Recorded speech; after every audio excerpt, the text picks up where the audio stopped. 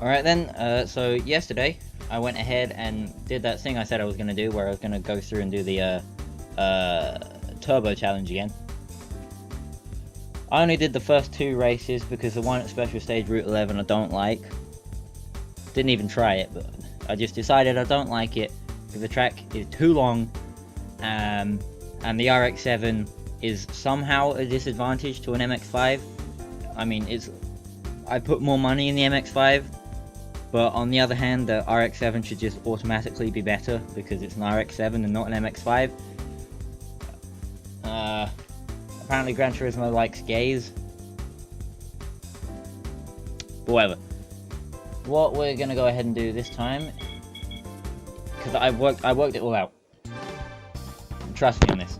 Oh, Jesus, I just whacked my phone. That's gonna kill someone's ears. Alright, but I've worked it out.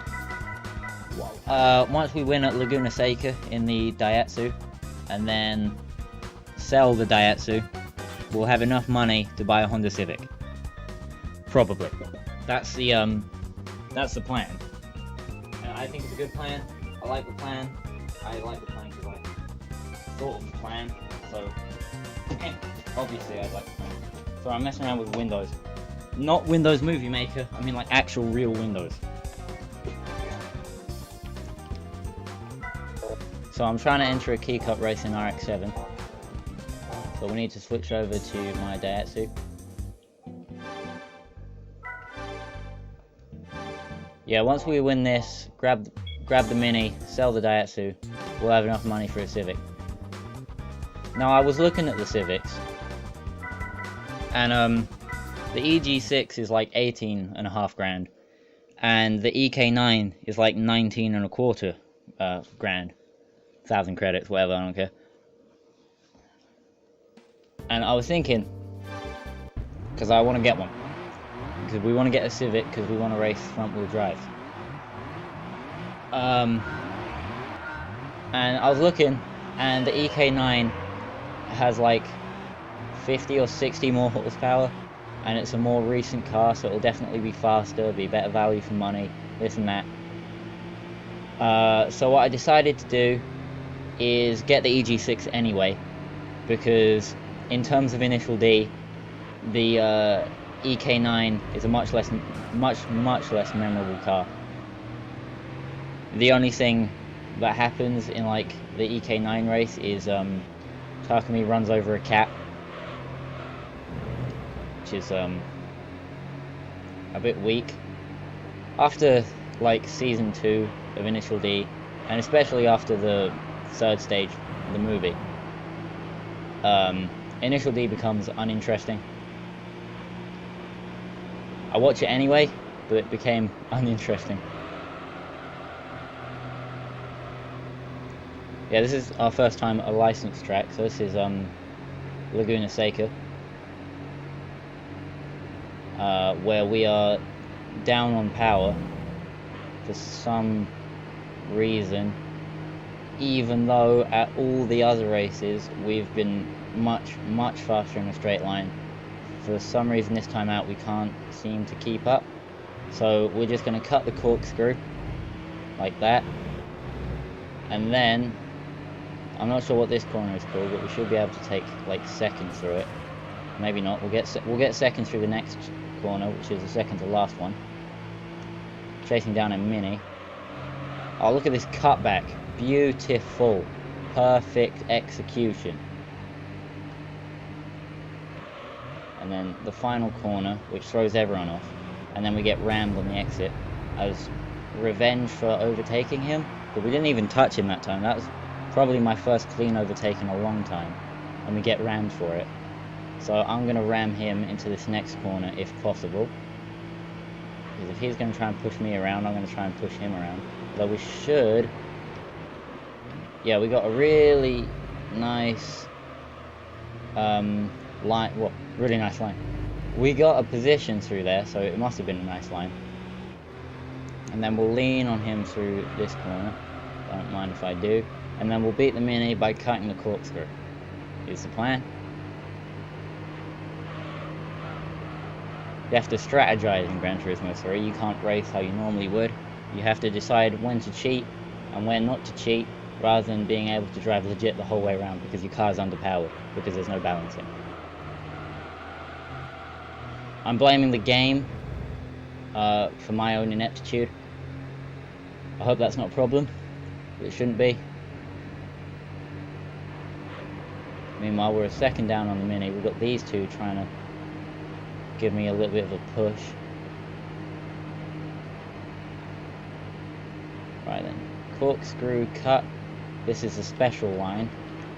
Only seasoned race car drivers are allowed to take this line. As you can see, I'm not a seasoned race car driver because I messed it up. So now we're going to have to... some sort of magic is going to happen through the last corner, or we're going to have to start this race again. Please, please let me crash into you through the final corner. Thank you. Right, go, go, go, go, go, go, go.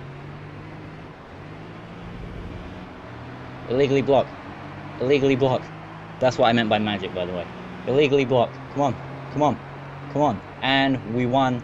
Totally legit. Deserved that victory. Guess I did come first. Thank you very much, game. We'll take our prize money. So that gives us enough for an EG6. But we want a little bit more, I think. So we'll have some money left over. So we don't feel like the poorest man in the world after we've got our EG6. And yes, we get a Mini in the right color as well.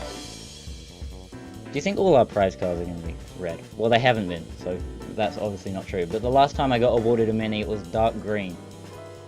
But this time we get a red Mini, which is the right color for a Mini. So we'll sell our Daihatsu, and from now on we'll use our Mini in a Key Cup race. Alright, great. So we'll go over to the garage, do a bit of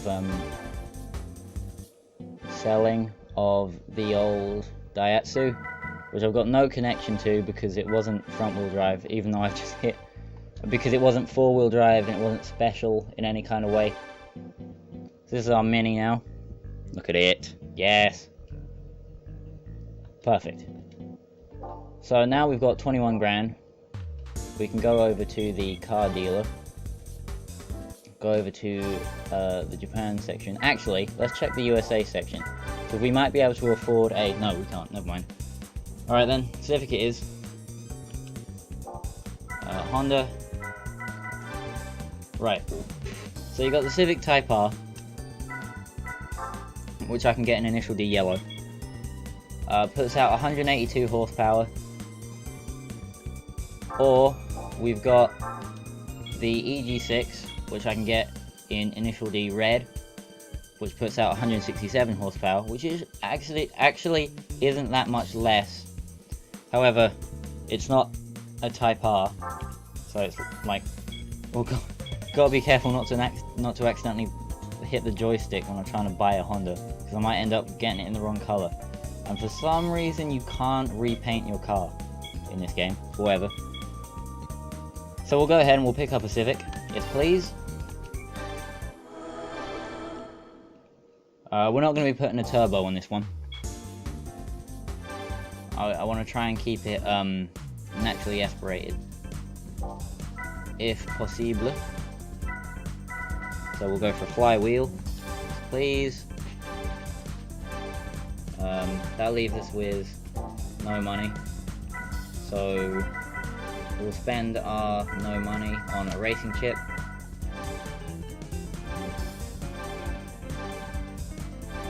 Which is the cheapest way to get a little bit of power. And then we'll break in our Civic by doing the FF challenge.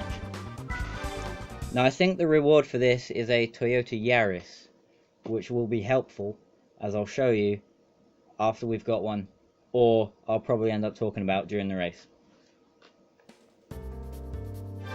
Oh man, we didn't even look at Peugeot 206s. Oh, I should have got one of those, it could be like my dad. Anyway, now we're Shingo. We got our VTEC.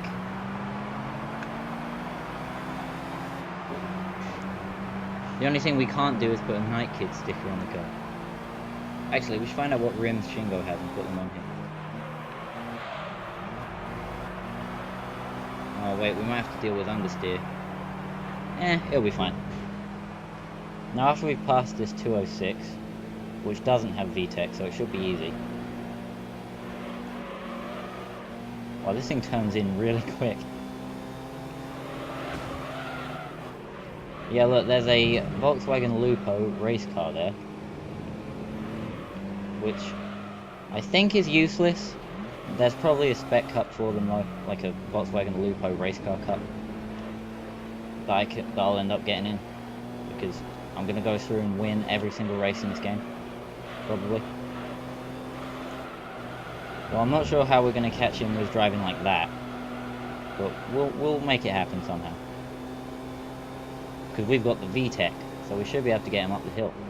And then on the straight, and then through the corner, because of Honda's amazing car building capabilities, meaning that the understeer meme of front wheel drive cars has no effect.